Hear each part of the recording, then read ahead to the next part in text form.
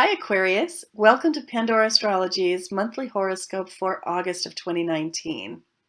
For you Aquarius, there's going to be a lot of relationship activity, a lot of activity in partnerships of all kinds, whether for business or pleasure. And that goes for contractual activity, talking about the dialogue and the conversation, but it also means going deep, getting more intimate and possibly more bound up with these partners. Julia, what do you have to say about it? Well, Aquarius, I want to talk about Mercury, which is the planet of communication, meditation, and just thinking of all kinds. So Mercury this month is going to be traversing 3 of your houses. It's going to begin the month in your 6th house where it loves to be because modern astrologers associate the 6th house with Virgo, Mercury's own sign. So that's going to be a great time for getting organized, especially or thinking strategically also in the workplace because the 6th house is the house of work. If you have any sort of like belated spring cleaning to do as well, that could be a really good time to get that done in the first sort of 11 days of the month.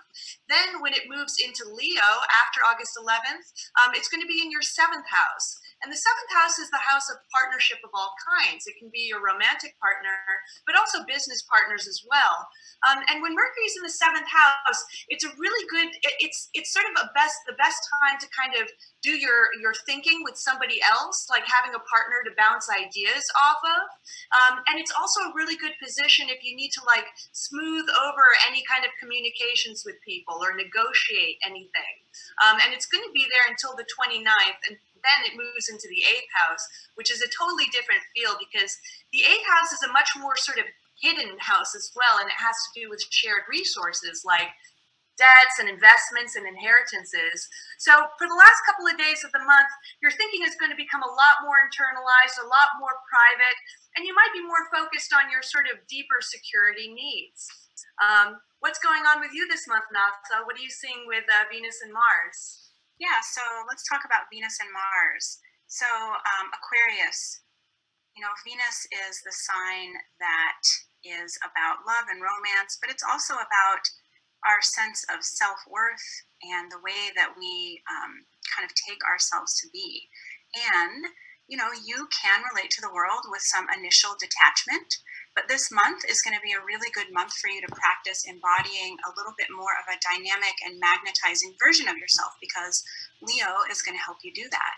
And both Venus and Mars, I talked about Venus, but Mars is the planet of energy, action. It makes us sort of move and do things. And it can also talk about our sense of anger. And so know that the more that you can sort of approach it from a Leo sense, which is like having fun, being inspired, sort of having some vital life force, I think that you're really going to enjoy it. And then as both Venus and Mars enter Virgo, Venus enters on the 21st and Mars enters on the 17th. You're going to feel a switch in energy as we do. And Virgo really likes to make order out of chaos. And sometimes for you, Aquarius, chaos can be very interesting. But I would suggest to really capitalize on the Virgo energy and, focus, narrow your focus, really get immersed in the details of what needs to happen in your life, especially in your deep interpersonal life, because this is happening in your 8th house. And I think that you'll be able to get some very interesting insights.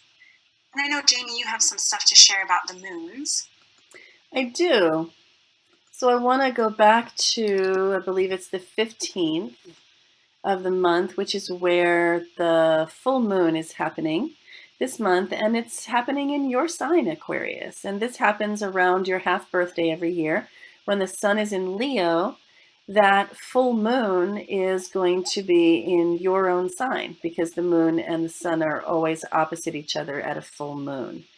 So this falls in your first house, so that under this full moon, you might find yourself more emotional than usual, and that could throw you a little bit because Aquarius, you are an air sign, which is kind of, contrary to what people might think because Aquarius is the water bearer, right? Has aqua in that word.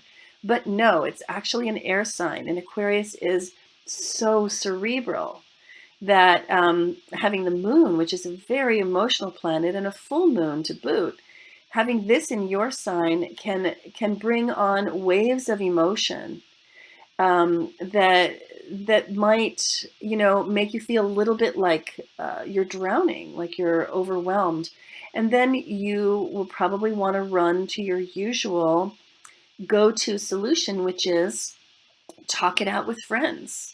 Spread out your emotional needs amongst those in your community. Because if there's anything that Aquarius loves, it's to be well networked, well connected, and not really burdening any one person with all of their emotional needs. So, and I think that you might discover some interesting things about yourself too, as all of those emotions are flowing through, because this moon is happening in your first house. Now, at the end of the month, and I believe it's on the 30th, we have got a new moon in Virgo. And this is going to bring us back around to all of that stuff that Natha and Julia were saying about this 8th house emphasis here at the end of the month. It's going to, there's going to be stuff about finances that you share with others, all forms of sharing, really, emotionally, financially, physically. That means sexually. So the end of the month could be pretty sexy. It could be pretty intense. And this new moon, which signifies new beginnings, could plant the seeds for greater intimacy to unfold over the course of September. One more quick note, which is that Uranus is traveling long-term through your 4th house. And this month it is turning retrograde. And so there may be some disruption at home. There may be some changes at home. There may be some conceptual shifts, something that you, Aquarius, are very familiar with, that really change your perspective on, what is home anyway? What is home? What does it mean? So, yeah, I think that's the stuff for you, Aquarius, this month. There's a lot to it. And thanks for watching this horoscope, and look for next month's horoscope to come out in September, and we'll see you around the cosmos. Bye-bye.